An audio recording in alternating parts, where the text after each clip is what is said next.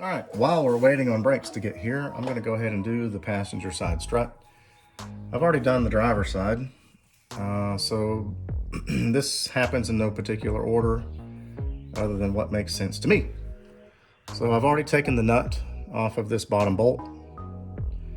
I've already got the top nuts loose. So I've already got two of those off. I'm going to leave one just to keep this from falling out. I've also loosened the top sway bar link nut. You'll see why shortly. So let's knock out the bolt at the bottom. So this is already pretty loose as far as all the retainers.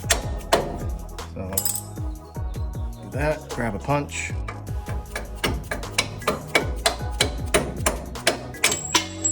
Okay, there's the bolt. Just support this. Take the last nut out up top. Out she goes.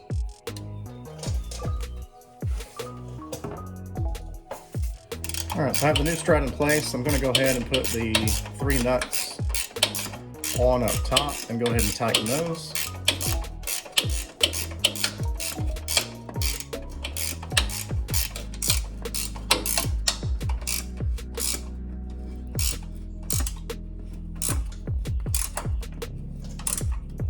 All right, so that's tight. Okay. So now for the bottom, I'm going to get that bolt back in there.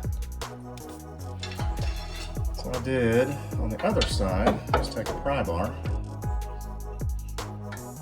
Just basically pry down on that control arm, see how that's moving.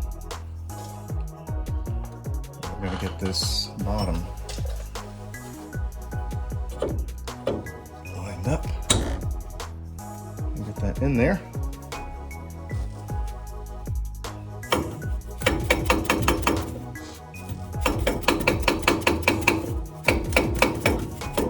Hard to do with the camera in the way. Maybe the pry bar. Let's try the pry bar. There we go. All right, so I think we're pretty close to being lined up.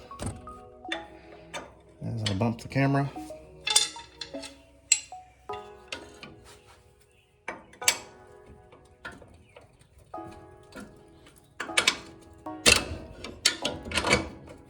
Okay, so there goes the bolt.